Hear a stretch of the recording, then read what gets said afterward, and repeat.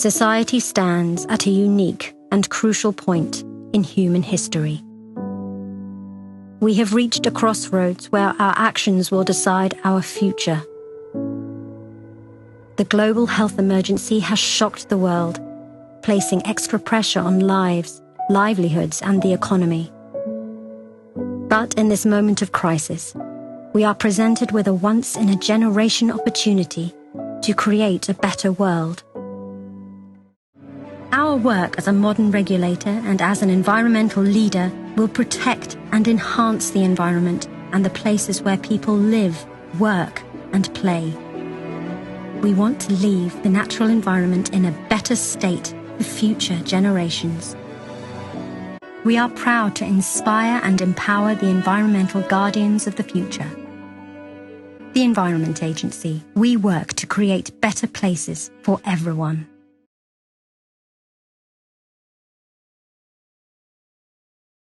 Hi, thanks for joining us on our session on plastic pollution. We're going to be following the pathway of plastic as it enters our environment, moves through our landscape and out to sea. Perhaps you've seen some of these plastic items on your beach or in your park or in your local environment. Have you ever thought about how it gets into the environment? Have you ever thought about what you can do to prevent it getting into our environment? These are some of the things we're going to be talking about in the session today. So plastic pollution is a global issue. There's over 350 million tonnes of plastic being produced each year. And it's estimated that about 12 million tonnes of plastic enters our oceans every year. So some of it may be washed up on our shores, like you can see in this image here, along our strand line, and entangled in between pieces of natural material like seaweeds. I went down to my local beach to find out what plastic items I could find along the strand line. I found this unused dog poo bag. I found some really cool items like this cuttlefish bone, but also this large green piece of plastic. And all these sweet wrappers. And look at this broken plant pot. I don't know how long this has been in the environment. And wow, look at this, some egg casts from a necklace snail or a moon snail. This is amazing. And all this plastic was collected in just a 5-minute clean. So this could be at your beach, it could be in your park or along your local walkway. Where did our love for plastics come from? So plastics is a truly fantastic resource. It has transformed the way we live our lives. If you think about medicine or the cars we drive. But if you also look at this image here from 1955, it was championed as the throwaway material. So replacing things like washing up by having disposable cutlery and disposable crockery that we could just throw at the end of our meal. But we know that plastic doesn't go away. And almost all of the plastic that has ever been created, unless it's been burnt, still exists somewhere in some form on this planet. A large proportion of the plastic that's produced globally is for packaging. And it's this single-use plastic that we need to think about in terms of avoiding and reducing. I'm lucky enough to be part of the Plastics and Sustainability team at the Environment Agency. One of our roles is to work with others. And we're doing this as part of a wider project called Preventing Plastic Pollution, where we work with 18 different partners across the UK and France, all looking to understand more about the problem of plastic pollution. We're looking at where plastics are accumulating, where they're coming from, looking at methods and trialling and testing different prototypes to prevent plastic pollution, but also how we can work with young people, communities and businesses to try and encourage positive behaviour change around our use of plastics. We've created a really fun map full of activities that demonstrate the ways that plastic can enter our environment and move through our river catchment. So you can see the starting page here, which shows you all the different icons that you can click on to follow to a video and then an activity. I'm going to introduce you to two of my colleagues, Sophie and John, who are going to explain a little bit about how plastic can enter through our toilets and through our drains.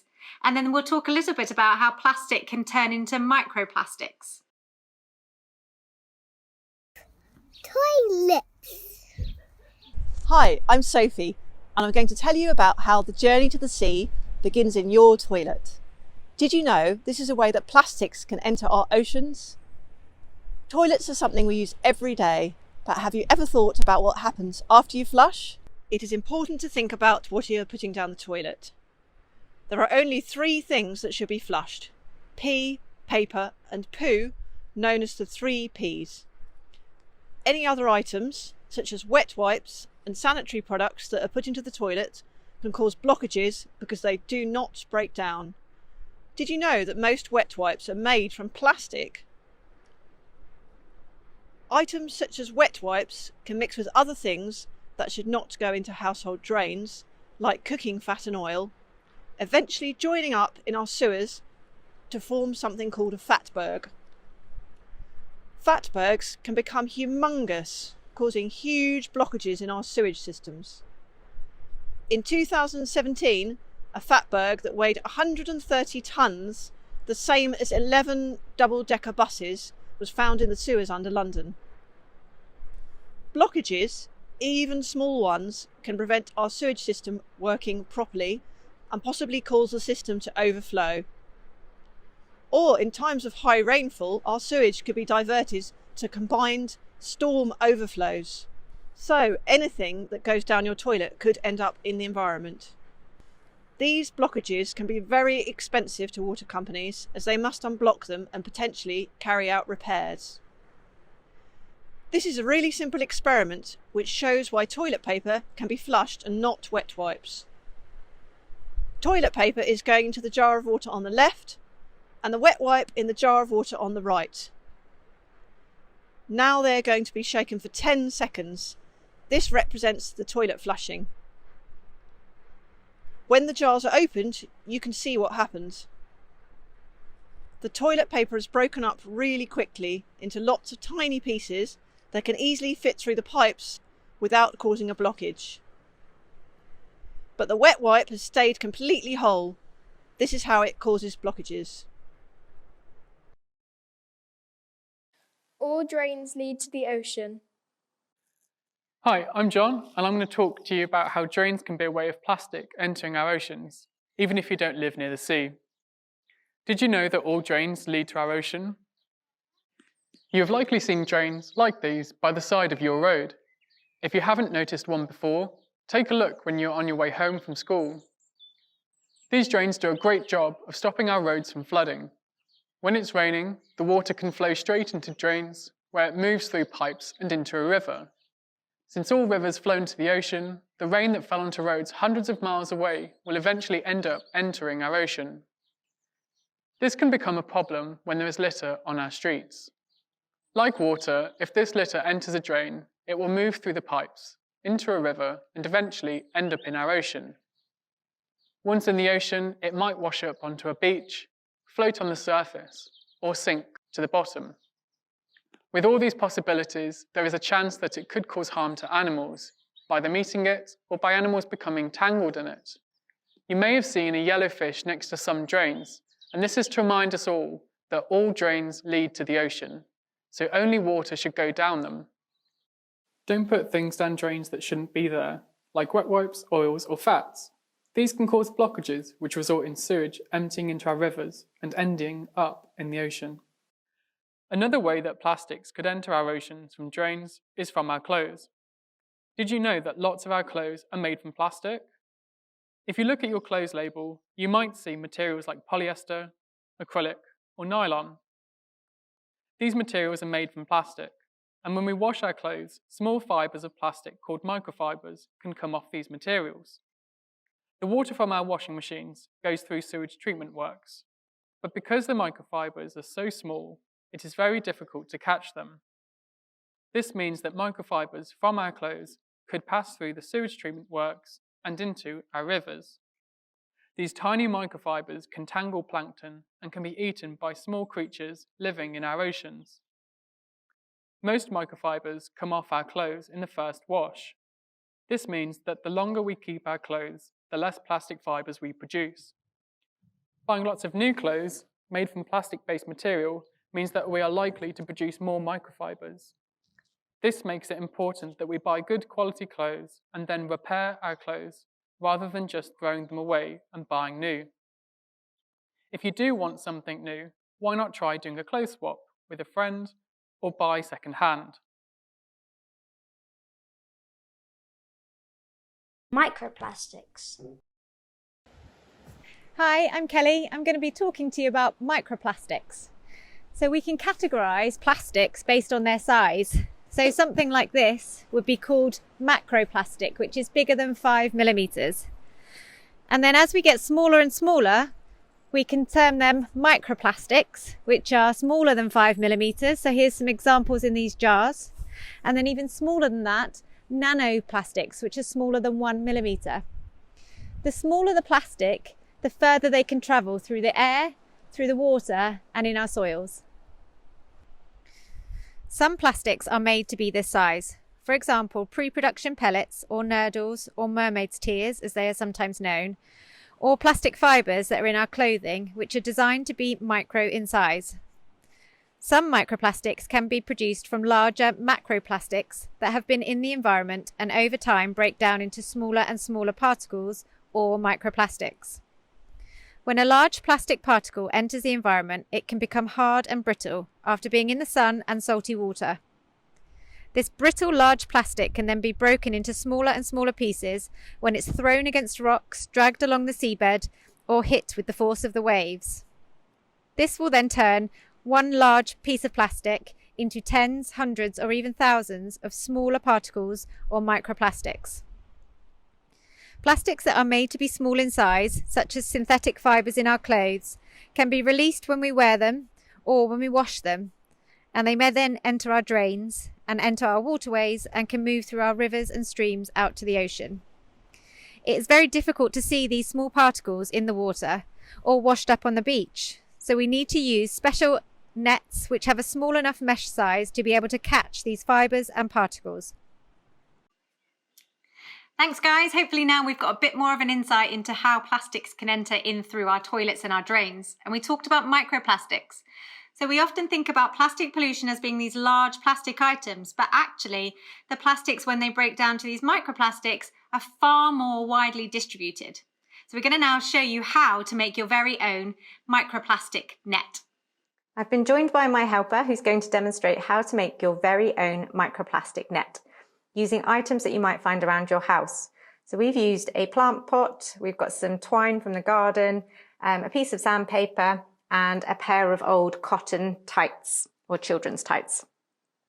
So you can see we've sanded the end, or we've cut the end of the plant pot off, and then we're just sanding that off to make sure there are no sharp edges, because the sharp edges might get caught on the tights. We then use the children's tights and feed this onto the open end of your plant pot. You could use anything here, so you could have a cut-off milk bottle or a large drinks bottle, anything that's going to have a large open ending. That's it. And then once it gets onto the plant pot, it's a bit tricky, we feed that through right to the top so it's nice and secure. Once it's in place, we then need to secure it in place using something like a plumber's clamp, or you could use a cable tie here. And this is just to secure the waistband of the tights around the opening of your microplastic net. Once that's in place, I've pre-cut 3 holes for the twine to go through. So we're going to attach 3 pieces of twine, just using knots, to what will be the mouth or the opening of your microplastic net. Then once all of these 3 are in place, we then bring them up together so that they're hanging straight, tie them up, and here we have our very own microplastic net. And this will catch small plankton, but it will also catch any tiny microplastic particles that are floating in the water column. You can also see we had 2 empty plastic bottles. You could attach these onto the sides to act as floats if you like, but this will work just as well on its own. Here's another microplastic net that we made earlier in action. You can see it being pulled along by my colleague Hannah.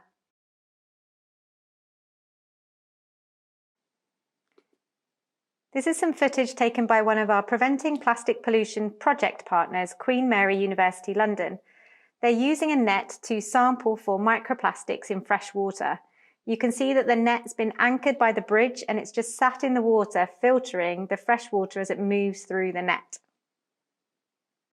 Here's some other footage from one of our partners, the University of Plymouth, using a similar net, but this time to sample for microplastics in the marine environment. the towing the net behind the boat and then pulling it over on board, where they can unscrew the cod end to find all the microplastics and small plankton that have been caught in the net. And finally, this is a Neuston trawl being towed behind a boat by one of our French partners, Ifremer, again to sample for microplastics in the marine environment. As well as collecting microplastics, the project is also looking at macroplastics, so those larger plastic items. Here you can see one of these devices, which is a sea bin, being trialled in Plymouth. Everything caught in the sea bin is then sorted and recorded. The work seen here by our project partners gives us a better understanding of how plastics and microplastics are distributed in the marine environment and in our freshwater environment. This helps us here at the Environment Agency to complement the work that we do in our monitoring programme. So we have a responsibility to create a better place for both people and for wildlife, and we do this through monitoring the health of our rivers and our seas and enhancing and promoting the health of these environments. So what can we do about it? What can we do about plastic pollution? What are the solutions? So we can think about our own choices. What can we do to avoid, reduce, reuse and recycle our plastic? Maybe there's an item that you can avoid. Perhaps you could avoid a single-use cup and instead use a reusable cup. This can be used again and again and again. Therefore, we are avoiding and we are reusing. Have a think about one of the items that maybe you could swap. What else can we do? We could tell somebody. Now that you know a little bit about the sources of plastic pollution and ways they get into our environment, why not share that information with your friends or with a family member? And we've talked about ways that we can avoid plastic from entering the environment, which is really important. But some plastic already is in the environment. So maybe you could take part in an organised event and help remove some of that plastic. Take part in a litter pick. And what about thinking about a career in STEM? So all of these fantastic images that you've seen earlier on of different footage from the marine environment, from the rivers, to some of the behaviour changes that we're working with as part of the project are all based around science, technology, engineering and maths-based subjects. So there's a whole list of different options that you could think about for a career. All of those would contribute to our understanding and our fight against plastic pollution. Lastly, let's head back to the map. So this interactive map, so we've showed you one of the activities, which was to create your own microplastic net. Maybe that's inspired you to go and make your own net. But there are lots of other activities that you can take part in. So click on one of the icons or a number of the different icons. It will lead you to a video, and that video will then lead you onto an activity. We hope you have fun enjoying all of the different activities and videos that are on the interactive map. There's also a QR code here. Perhaps you want to tell us what you pledge to do, what actions you're going to take to help us tackle plastic pollution. Just scan the code and it will take you to the slide. To summarise, the demand for plastic is increasing and we need to work together to stem the flow of plastics into our environment. But we can do something. Scientists, citizens young and old, as well as policymakers are all working hard to find out the sources and impacts of plastic pollution and what we can do to prevent it. You can be part of the solution now and in the future. If you want to find out more about the Environment Agency's role in the Preventing Plastic Pollution project, find us here on this webpage. Thanks very much for listening. Thank you for joining us today. My name is Taz Jagdev and I'm a Programme Manager here at the Environment Agency.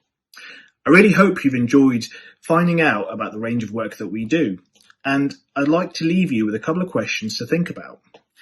So what are you going to do to protect our environment? With the threat of the climate emergency, there's never been a more important time to take action. And what do you want to do in your future? It's a challenge to find a career which really suits you. Here at the Environment Agency, the different work we do means we have a job for everyone. We value you for what you have to offer. We need your own unique skills, experiences and personality to help us tackle the biggest environmental challenges we face today. After all, that's how we can work together and build towards a brighter, greener future.